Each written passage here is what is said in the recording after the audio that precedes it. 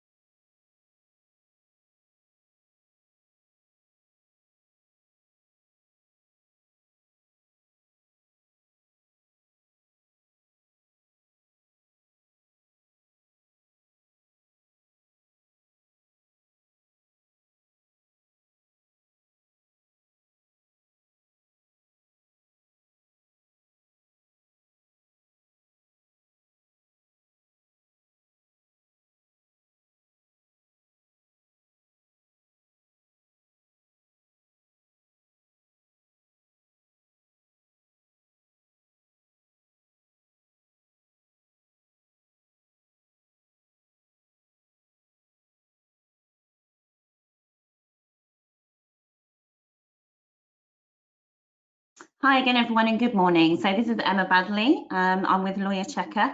Welcome to our webinar on what happens if your law firm falls victim to a cyber attack. Doing this in partnership with Searches UK. So many thanks to them for the opportunity to provide some content for you this morning. We have still a few more people joining us, I think, but I think we'll kick off. It is being recorded, so if you do have colleagues that have missed the webinar that you want to share the recording with, Searches UK will be sending it out to everyone that registered. Do feel free to send it around. We're going to take just about 40 minutes this morning to deliver this to you. So hopefully you'll come away with some insightful content and some takeaways that you can put into practice in your own firm. And if you need any further information on any of the things that I've spoken about, you can contact me directly. My details will be at the end of the slide. You can also contact Searches UK, of course, as well. So let's get going. I'm hoping everyone can hear me okay. There doesn't seem to be any sound issues. If there are, please just type a message on the screen and let me know. But I think the best thing to do if you're dialing in from somewhere and you have a bad signal is often just to log out of the webinar and log back in. But as I said, it will be recorded. So hopefully we're going to be all good for the next 40 minutes or so. So hopefully most of you are aware of who Lawyer Checker are. You're probably already using Lawyer Checker within your firms. But we also, you may not be aware, publish Today's Legal Cyber Risk and Today's Conveyancer. We're actually part of the Practical Vision Group. That's our full company name. Lawyer Checker is one of our brands, and it's a suite of risk products, which, as I've said, many of you are familiar with. And Today's Legal Cyber Risk and Today's Conveyancer is published by our Solve Legal team. If you're not signed up for either of those publications, do. They're free of charge. You get them into your inbox once a week, and they're full of really insightful commentary and content about what's going on in the industry, both from a conveyancing perspective, but just generally from a legal cyber risk perspective. So the focus being on law firms in general, no matter what your area of expertise is. Just go to their websites, www.todaysconveyancer.co.uk. It's the same for legal cyber risk, but in fact, you can register for all our publications from one site. So whichever one you go to, do sign up. That will be really useful for you. So just a little bit about our credentials. Jen Williams is our head of security. So for those of you that are familiar with Lawyer Checker, you may not be aware that for some time we have actually also been offering cyber solutions to law firms, cyber security information, education. So we do have our money transfer products which are used in the industry quite heavily, but we are also very heavily involved in protection. So where this is a very key talking point right now, this is something that we can help you with knowledge, with training, staff training, making people aware of what's going on in terms of cyber risk. Cyber crime, you won't be surprised to hear, is at an exponential all-time high, particularly amongst the legal sector. So Jen Williams is our head of security. She's a certified Cyber Essentials Plus assessor. I'm going to mention Cyber Essentials later. If your firm doesn't have it, you do need to have it. Regulators ask for it, and certainly if you're CQS or Lexel qualified or accredited, I should say, you will need to have even the basic Cyber Essentials in place. That is a government scheme. So Jen is our Certified Cyber Essentials Plus assessor. We actually certify firms through the Cyber Essentials process, so that's something we can do. She is a lead auditor for the top standard in the Cyber Essentials standards, which is ISO 27001. She's worked for 5 years with us, and to date, that's probably a bit out of date, that side, but certainly at the end of last year, I think we had certified for Cyber Essentials or Cyber Essentials Plus or ISO. Along that journey, we'd certified over 70 law firms, and we're slowly making our way round law firms to make sure that they understand what they need to do to be protected. So let's move on to what we're going to be talking about in terms of supporting you and giving you the information you need. So what's the context? Well, as I've said, cybercrime is at an all-time high. Nearly half of all businesses will experience a successful cyber attack at some point. So that's not just law firms, that's all businesses. So if you have had some kind of cyber attack, whether it's a minor one or a major one, and we hope that you haven't had a major one, but it's an awful thing to say, but you're not alone. It's not uncommon, and it's not something that you should feel terrible about being caught out on, because it is a really difficult thing to avoid unless you've got all the right steps in place. There are 1,400, believe it or not, cybercrime gangs actively targeting mortgage funds at any one time. Those stats came out of the West Midlands National Cybercrime Force Police stats at the end of last year, who were looking at criminal activity. So it's organised crime, and they will actively target specifically mortgage funds. 30 of these cybercrime gangs have the power of a nation state. So we're not talking about teenagers in their bedrooms hacking into systems. We are talking about a really organised attempt at getting hands on money within the legal sector. And the National Cyber Security Centre ranks the legal sector as the highest risk sector for cybercrime. I'm sure that you know all of this, and it's not my intention to scare you, but it's worth being aware of the risks and the level of them so that you can take action within your own firms. And if your own IT department hasn't implemented some of the things I'm going to talk about, then you can talk to them about that, and we can offer advice, and we can also support you in that process. So if we move on to the next slide, I'm going to look just very quickly at the most common types of attack. Again, you'll be familiar with some of these. So phishing and smishing is obviously one of the most common ones that we're all aware of. Smishing is the same as phishing, but via text message. You've got malware as a particular type of attack. You've got insider compromise, so people working within the firm who may be compromised in themselves, who may be conducting criminal activity without your knowledge. They may have been infiltrated or influenced by somebody outside the firm. You don't know what their personal circumstances are. People are vulnerable at varying times in their life. So insider compromise is a type of attack that we see. It's not going to be necessarily as common as something like phishing. Certainly email modification fraud, which uses exact email spoofing in a phishing attempt to defraud monies either out of the law firm itself or out of the client, is actually responsible for 72% of all cybercrime. So that's where a lot of the threat lies. You've also got brute force as well. So that's somebody trying to guess someone's password until they get in. So they will literally use brute force to attack the system to get in, and they'll keep going until they get in. So password compromise is a big one there. And DOS is denial of service. So those kinds of things might involve the peppering of a website, which is where you spam a server with lots of different traffic, and that actually then brings it down.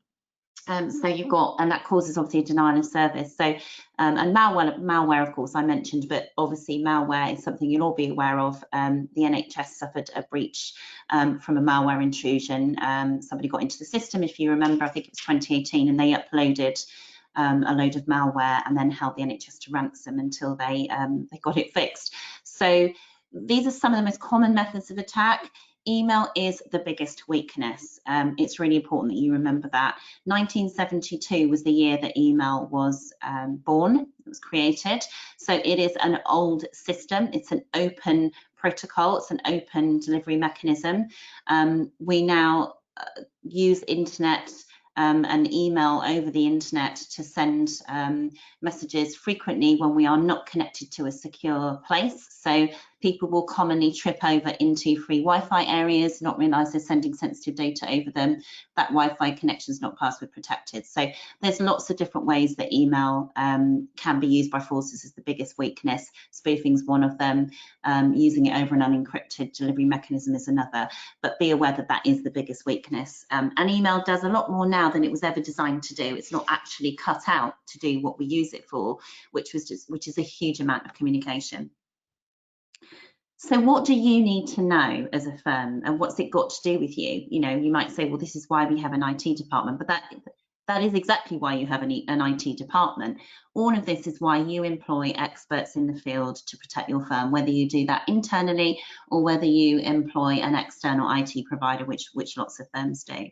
The challenge that you will have is that most IT techs are not cybersecurity experts. It's a completely different field. Your standard IT manager will be looking after the software and hardware in your firm. He'll be looking after the networks, your Wi-Fi connections, your firewalls, passwords, logins, and dealing with day-to-day tech issues. Generally speaking, unless you are a huge firm with millions of pounds and you have your own sort of IT security or cyber security department set up, you're not likely to necessarily have potentially all the knowledge you need within your IT. That is not to say the IT team are not doing their job properly. They're doing exactly what they're meant to be doing, but actually cyber security is a specialist area. So it's important that you know what you can be doing and where you can get that information from and the steps you need to take to protect yourself. Culture, leadership and governance is really important. So have a think about the culture of your firm, how you lead. If many of you on the call today are managing partners of your firm or partners of your firm, you might even be IT managers yourself. You'll be far more technical than me, so you will understand you know, the gravity of what can go on. I'm here to just give you an educational piece from a risk and regulatory perspective, and that's something we do across the country with our firms, but our firm itself is an expert in cybersecurity. So think about your culture, your leadership and the way that you govern, and it's really important that you remember that the culture should start with good leadership. So your leaders taking responsibility, taking authority over what you need to do and being accountable for the systems that you need to protect, and understanding that it is their job to do that. You want to create a healthy environment as well that encourages people to speak up, to act if they see a problem. We're going to come on to more of that later in terms of what you should actually step by step do if you do have an attack, and the way that you should process and run with that to resolve it. But really important to remember that culture is a big part of where you need to start from in terms of you know, coming to this place of looking at cybersecurity. So it's all about kind of three things. So what I want you to take away from today is sort of three key areas. So prevention is better than cure, obviously. We don't want you to have a cyber attack, so we're going to look at some of the things you need to do on a basic level to prevent an attack from happening. The good news is you do not need to be spending hundreds of thousands of pounds or even thousands of pounds to put the key things in place that you need to protect your firm. So that's a really important message. People tend to think cybersecurity is ghastly expensive. It can be. There are some very sophisticated systems out there, but I'm here to tell you that you don't necessarily need all of that. Detection is the second thing. So, okay, what have we got in place to prevent a cyber attack? But actually, if something's going on, what systems have we got in place to detect that it's happening? You know, what does your firm need to be aware of? What does it need to be looking at? You need to then know how to react. So once you put measures in place to prevent an attack, and you've ensured that you're well equipped to detect one should it happen, you need to know what to do should the worst actually occur. So let's look at prevention. So understanding what your firm has that is of value and putting measures in place to protect it. Do you know what your firm's assets are? What are the key assets within the firm? Have a look at the firm and make a decision as a business what the things are that you need to protect. Obviously, email needs protecting. That's one of your key assets. You've got lots of different things inside the firm that need protecting in terms of your data. You've got client information, you've got money transfers going on, you've got a client account with money in, you've obviously also got your systems. So email is a methodology of communicating, but you've actually got your IT systems in themselves. So understand what your firm's assets are and then look at the ways you need to protect them. The other thing you need to be doing is asking the right questions of your IT supplier. So whether that's an internal IT team or whether it's an external supplier, third parties often get very overlooked. So, you know, doing things like asking them the right questions, asking them if they are Cyber Essentials certified is an absolute basic, and I would probably suggest that if they're actually an externally IT outsourced firm, they should have the level of IT of Cyber Essentials Plus, not just Cyber Essentials, which is the very basic one. I'll come on to that in a little bit more detail later. So looking at whether they've got Cyber Essentials Plus, protecting your emails, as I've mentioned, securing your website. If you own it, you need to protect it. So if you own that domain, the responsibility is on you to protect it. So do you have things in place that are being recommended by the National Cybersecurity Centre? I'll mention this in a bit more detail later, but DMARC is the protocol, the only protocol that exists that will actually stop your email being exact email spoof. So using the exact email address, not just a different number or letter, and having that replicated and sent as if it were an email from a solicitor to a client or from a solicitor to another colleague internally. So that's something you need to be thinking about putting in place, because if your domain is spoofed, it's your responsibility because you own it. So protecting your emails, protecting your domain, securing your website. Has it got a secure socket layer certification is a very basic thing that you might need to have. Patching, you know, how up to date, you know, are your systems in terms of the patching? Are your patches up to date? You know, patching is where you've actually got changes and updates that need to occur in the system, and sometimes they're forced through automatically, but sometimes they're left. They may not be up to date. So how regularly are you doing patching? And, you know, antivirus software, look at the antivirus software that you have in place. Is it up to date? Is it sufficient for your needs? Third parties I've mentioned, I think it's really important to think in terms of a third party that you know, about whether you would contract with a client that didn't have in place what you need. So unless they are Cyber Essentials accredited, I wouldn't contract with them.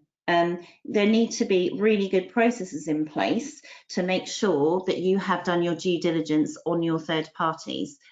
So they may be protecting your firm, but you need to protect yourself by asking the right questions about who you're contracting with, and don't contract with them unless they've actually passed all the markers and measures that you have. As I've said, start from the principle that they need to be Cyber Essentials Plus accredited. So, I mean, I mentioned patching as well there. I think the NHS system, as I've said earlier, was as a result of uploaded malware because they didn't have patched systems. So unpatched systems can be a really big problem. Mimecast is another way that you can protect your emails. So we've talked about DMARC, that's specifically for prevention of exact email spoofing. Mimecast will help block any incoming emails that look like they're spam or look like they're from an unrecognizable source, but it will only protect those emails from being sent internally. It won't protect from an email that's been exact email spoofed and sent outbound to a client, for example, pretending to be a solicitor and asking them to send their deposit elsewhere.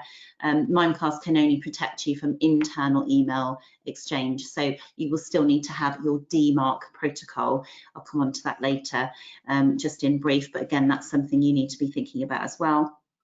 Are you looking at, when you're looking at staff awareness training, are you looking at making sure that your staff are aware of the things that they should be looking out for, the problems that they might come up against if they do have a spam email, what to do if they get a link they're suspicious of, so not clicking on it? Are they aware of the risk? Are they aware of the level of the risk in the industry? And are you doing a regular training with them to update them on risk and update them on fraud and cybersecurity? That's something that you should be doing collaboratively. Another couple of areas to think about for prevention. Failed password logouts. If somebody fails their password 3 times, automatically log them out. Lots of companies don't have that. We have that, obviously. We have to be, we're ISO 27001 accredited, so we have the top level of security as a security risk firm. But it's just a basic thing that you can put in place. So make sure that if somebody's putting in their password 2 or 3 times, you might set it to say 3, and it fails for the 3rd time, but they're automatically logged out. They then have to go to IT to get it reset. Think about using 2-factor authentication. So on my laptop, I've actually got 2-factor authentication. I've got a password, but I've also got a code that I need to put in. So it might sound a bit over the top, but it's not. We're used to it on apps. If we're using our iPhones, we're often used to 2-factor authentication. We might have to put in a code and then use our fingerprint. We might also, when we're downloading other apps and actually signing up for them, find that we get sent a verification code in a text message to actually access that service. So 2-factor authentication is something that you can think about putting in place in terms of prevention.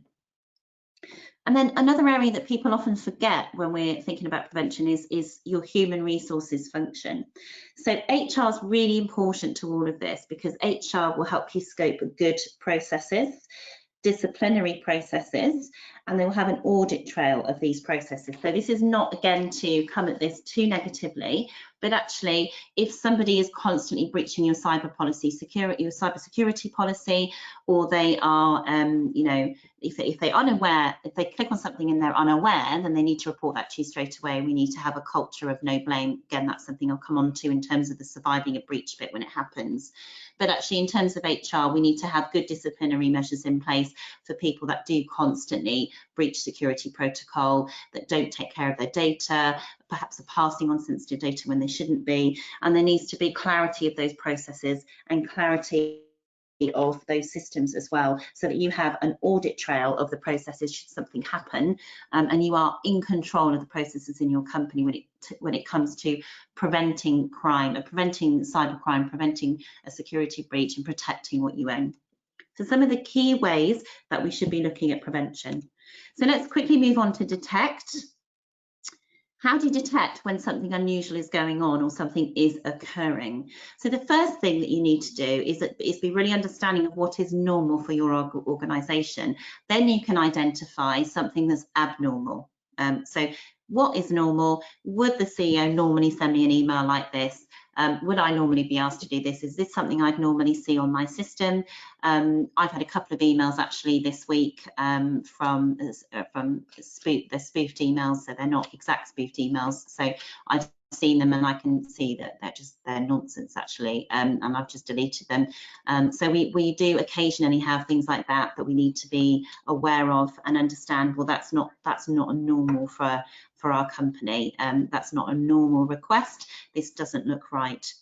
So understand what's normal, and then very much encourage a no blame culture. If a member of staff receives something and accidentally clicks on a link and then thinks, oh, I should not have done that, you need to have the kind of culture where they are not afraid to come and tell you that they've done it. Everybody has done that at some point. It's very easy to do. You might well have good training in place, but everybody can have a day where they just, for whatever reason, get caught out. Make sure that there's a no blame culture and that you encourage staff to come and tell your IT department or to report to you directly if something suspicious has happened, they've accidentally clicked on something, or they've accidentally said something or done something they shouldn't have done, and they feel it may be a security risk. Have monitoring and alerting systems in place. so that if something unusual does occur, your system alerts you to it. So your IT team will need to make sure that they have sufficient systems that will ring the alarm bells when something's not right, and they will know what those systems need to be. They will know what those monitoring and alerting systems need to look like, and there are different ones out there, but make sure that you've spoken to them about having those monitoring and alerting systems in place. So if somebody does do something they shouldn't do within the system, what's the alarm bell that rings at their end? How are they monitoring this? How often are they monitoring this? That kind of thing. So make sure that all of that has been put well in place as well.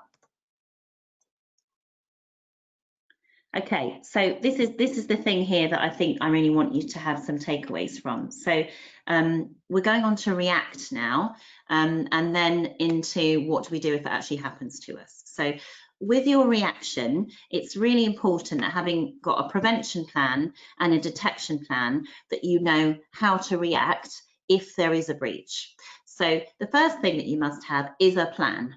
It's really important to have a plan, to have a disaster recovery plan, to have a disaster contingency plan. If something does go wrong, you need to have a documented plan in place. So make sure your firm has that. What do we do in the case of? What do we do if? And share that plan with key members of your team, so your senior management team, not just your IT team, and key third parties as well. So if you have got an IT outsource provider, that obviously should be shared with them. They may actually even have written that plan themselves, and you may have other key third parties whose systems are affected if you have a breach, people that you contract with. It may be an HR third party that does your payroll.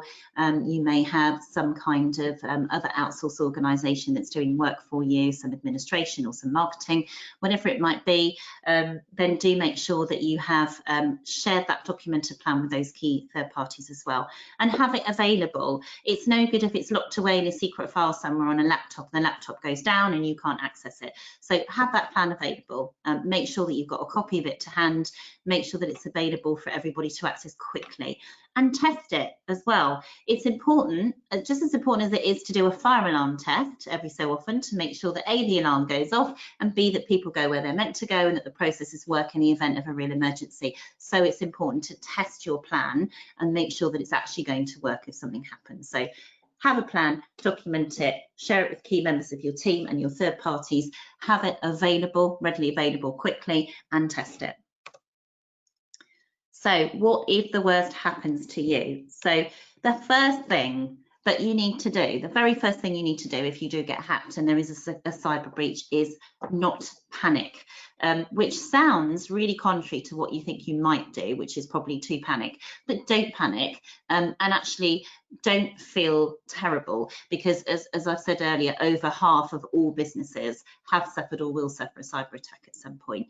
The key thing at this point is for you to step back and take control. Panic decisions early on can actually cause you more problems down the line. So it's really important that you don't overreact, and that you do actually look at your business continuity plan, which you've got readily available, have it there, get it out and say, right, let's follow the plan, okay?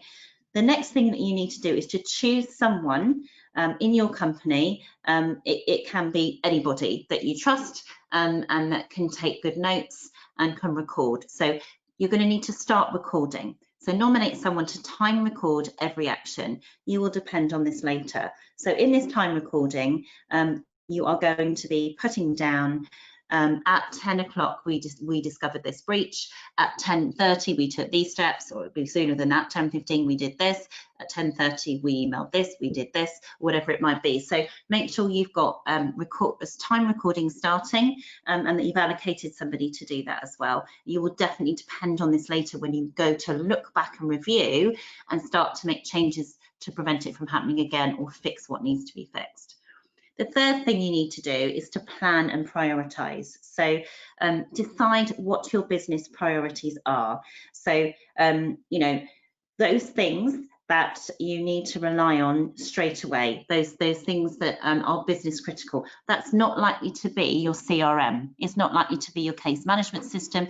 It's not likely to be any of those things. It's going to be, number one, probably your email. So things that you that you can recover quickly, recover those first. So are there any operations that are safe to recover and that you need to recover quickly and can be recovered quickly, then recover those first. So email, it's safe and it's unlikely to be affected by a major cyber breach. So email spoofing is one way that fraudsters will get in, and they may upload malware into it, but the mechanism of email itself is a safe enough system for you to begin recovering in the event of a breach. So look at the operations that are safe to recover and recover those operations first. So once you've decided what those business priorities are, you do that.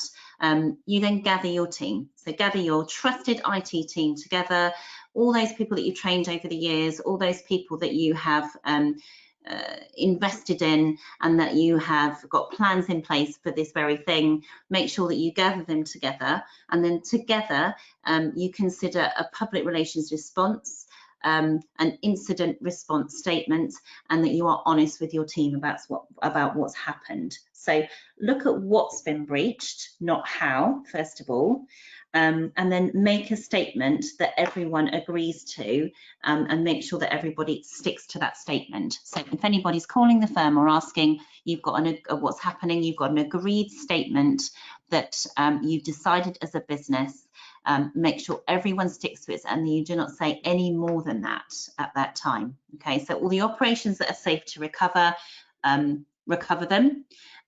If you can't, consider alternatives. So just to recap, don't panic, gather your team around you, consider your response, and get your disaster recovery plan out quickly and in place so you've got that, you know what you're working through.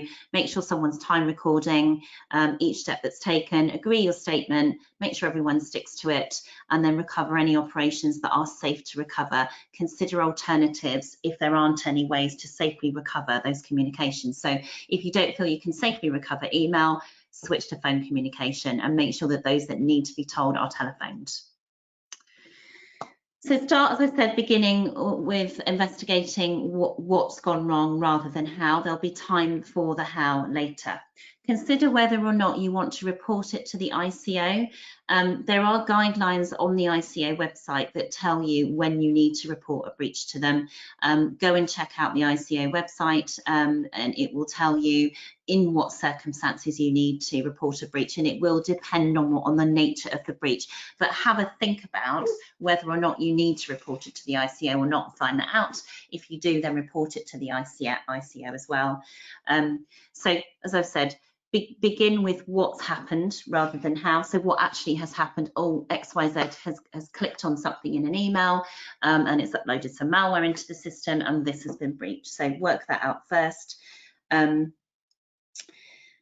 should be a no blame culture as well. So once you have looked at what's been breached and you've figured out where the crash is, where the breach has taken place, start to find out how it happened while you're time recording, but absolutely adopt a no blame culture. Okay, so nobody should be blamed for what's happened, even if somebody has done something really silly. If it's a malicious attempt from externally, you will hopefully have identified that, so you've investigated what's gone wrong. But as you start, or where it's gone wrong, where the actual leak is or the breach. But once you start to find out how it's gone wrong, if it is somebody within the organisation that's done something, do adopt this no blame culture. As I've said earlier, people need to feel safe to come to you and be able to say, oh, I think it was me, I think I did that. Okay, so that's really important as well. Once you've done that,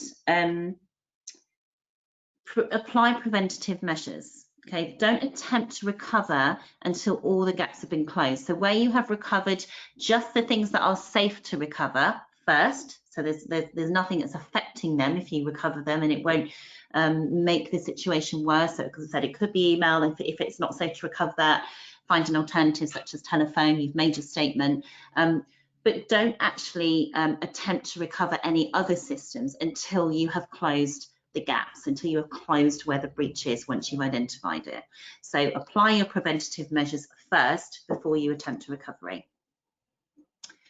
prioritize the recovery of what you need to continue to trade. So if phone and email has not already been recovered as one of the safe things to recover, you're now moving into a phase where you're recovering things that are safe to recover, and but you're not recovering them until you've plugged the gaps. So if you've applied the preventative measures, you've plugged the gaps, you now want to start recovering all the things you need to continue to trade. Phones and emails will be a key part of that. Things like CRMs, things like client management systems and other internal systems that are not critical for you to continue to trade, leave them till last. You know, recover those one by one after you have plugged the gaps of what's actually of where you have found that there's a problem and you've put those preventative measures in place. That will be your IT team that are actually going to be doing that. You are most likely to be breached than not be breached. Okay, so it is not a thing that is uncommon. You're likely to suffer a breach over not suffering a breach, and it could be something really small, as I've said, from the less critical to an attempt to spoof email. It's obviously critical if that results, as it often does, unfortunately, with exact email spoofing, certainly, if that results in a client putting their deposit funds in an account of a fraudster and not you, that's not a breach to your system, but it is actually obviously a huge problem in terms of PR and all of that kind of thing. And then you would be looking at that system and saying, well, actually, I should have had the DMARC protocol in place, and that would have prevented that from happening. My email would not have been spoofed. So there's that kind of thing, right up to obviously a major breach, the situation with the NHS, where because they hadn't patched their systems for so long, fraudsters were able to get in that way and then upload dangerous malware. So, and as I said, you may have complete failure of a system if somebody is by brute force attacking the system. So there's a sort of a range of disasters, if you like, that could befall you, from the minor through to a breach that actually affects your systems critically and really impacts the business for a number of days. So prioritizing the recovery of what you need to trade is really important in that regard, as well as your messaging. And it may take you some time to get back on track, but the more robust your process and the more calmly you go about it, and if you follow the procedure of starting with things that are safe to recover, then putting in the preventative measures, plugging the gap, plugging where the problems actually occurred first, then recovering other things one by one, you will do it in a safe, orderly, managed fashion. Once you've done all of that, you've managed your way through the hack, you've survived the incident, and you're back on track, and you're starting to investigate how things went wrong, and you're looking at the time recording of the steps that you took and reviewing that against your disaster recovery plan. Did we articulate that properly? Did we carry out the steps in an orderly fashion? Do we need to tweak it?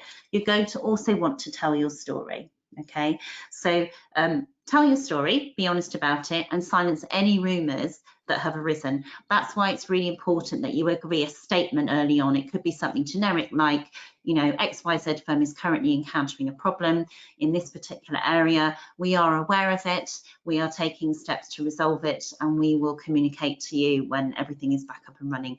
Thank you for your patience. In the meantime, if you have any queries, please direct them to, and then allocate somebody that they can direct queries to who sticks to that statement. But once you have worked out what's happened, you fixed it, you put preventative measures in place, and you've recovered your systems, then tell your story in an orderly way, make a public statement, and that will silence any rumours. What you don't want is for lack of clarity in the market and for people to say, oh, something went wrong on that firm on Tuesday. Well, that was a nightmare and it took them 3 days and I don't know what they were doing, and then it damages your reputation. Review and learn from what's happened. Make improvements where you need to. If you look at your disaster recovery plan and your time recorded series of events and they don't match up, then make improvements, and make improvements obviously within your system. So where you have discovered a breach, then make sure that the preventative measures that you've put in place will last, and then make improvements to prevent that happening again wherever it is that you've identified that. So how can we help? Well, this obviously is a webinar with Searches UK. If you're using Searches UK as your search provider, you'll already know that you can obviously order account and entity screen and consumer bank account checker searches through that. That will help you with some of the lower level stuff with money transfers, for example, so preventing fraudulent activity from taking place between you and the other conveyancer on the other side, making sure every transaction is covered with an account and entity screen search and that's filed and documented. That will keep the regulators happy. Preventing money going astray into the wrong client account when you're transferring proceeds of sale money or beneficiary money or accident payout money. So use consumer bank account checker for that. Make sure you've got the right person on the other end, not a fraudster. Some other stuff though that's really key, and you can order both of those searches I just mentioned through Searches UK as well. But the other stuff that's really key, I talked about Cyber Essentials earlier. Cyber Essentials is an absolute rock bottom standard you should have, no brainer for any size firm, whether you are one partner or you are 50. It is a government led scheme. CQS and Nexel now virtually mandate it. The wording actually says that when you look at the new cyber security clauses within those two accreditations, they say these should be measured and signed off against the Cyber Essentials scheme. So Cyber Essentials is the basic one. I think that's 350. We are a certifying body. There are lots of them, but Lawyer Checker is one of the people that certifies and accredits people for that. So you just simply have your questionnaire, you fill it in, and we pass or fail you on that, and then you become a Cyber Essentials accredited firm. It's a government-backed scheme. Every firm should have that minimum bottom standard. Cyber Essentials Plus is very key for your third parties, as I've said. If they haven't got that, I wouldn't contract with them. It's a basic thing. Cyber Essentials Plus is more involved than Cyber Essentials, takes it a couple of steps higher. If you're a slightly bigger firm, it's a really good one for you. There's an external remote audit. There's also a brief on-site audit, and we make sure that all 5 key areas of cybersecurity are properly covered, that you're certified, and then you can show your clients your Cyber Essentials badge. And that will include things like your virus protection, your password protection, is your software up to date, all the key things that need to be in place to make sure that you can operate at a very basic level as a secure firm. Vulnerability scanning is a good one. It can be done remotely. It takes about 20 minutes. It's cheap to do. If you're interested in having some vulnerability scanning, again, that's something we can do to help your IT team identify where you're vulnerable. And we can also offer with to help with disaster recovery. So we do consultancy around that as well if people are looking for help with a disaster recovery plan. So we can show you where those vulnerabilities are. Staff awareness training is really important. You should be having regular time with your staff to sit down and talk to them about the types of fraud that occur, the risk to the industry, what the regulators are saying. You know, why does the National Cyber Security Centre say that you need to have the DMARC protocol in place as your top layer of security to protect your email domain against email spoofing? Why do they say that? Why do law firms have to have it? What do staff need to look out for? What should they do if they see a suspicious email? And the types of way that they might be caught out. And what do they need to do in the event of a breach? So as I've said, some staff awareness training is really important. That's something that you can count as, although there's no CPD points anymore, this continuous professional development training is important, and obviously sessions like that will go towards your staff knowledge and then your staff development. We have a number of management team people here, myself one of them. I look after firms in the south of England. I've got colleagues that cover the Midlands and the north, so wherever you're based, if you're interested in having one of us come in and present to your team and help them with their education and training, we can do that as well.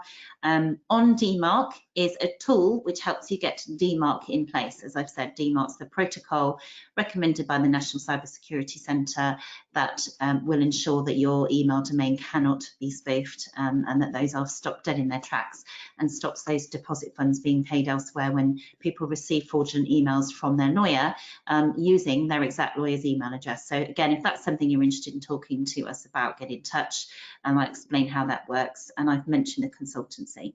So hopefully I've given you in a fairly short space of time some sort of key takeaways to walk you through what you should be setting up as a firm, how you should be looking to prevent, and then what to actually do in the event of an attack, how to behave, what things to look for. So hopefully some key takeaways for you. If you do need any more information, please get in touch with me. You can also get in touch with Searches UK, and I think Samantha Manning, who's leading the marketing for this webinar, can give you my details. We are recording the webinar and the link will be sent out to you so you can watch it back, or you can pass it on to colleagues. it's obviously got my details in. So I just want to say at this point, stay safe, all of you. I do hope that you are taking significant steps, and none of these things are expensive, to protect your firms. We're all kind of in it together in the legal industry. We're passionate about making sure that our money stays in our hands and in our clients' hands, and that we continue to do business, conduct business, and that we can get on with the business of servicing our clients without worrying too much about all of this. But we do need to make sure that we all have all of these different layers in place. And remember, it's people, processes and technology, all three together, not just one of them. And we're here to support you in that journey. So thank you very much for listening. And as I've said, any questions, do get in touch. And I hope you all have a really good rest of the day. It's Thursday, which means it's nearly the weekend. So enjoy, everybody. And I will hopefully speak to some of you soon. Thank you very much and take care. Bye-bye.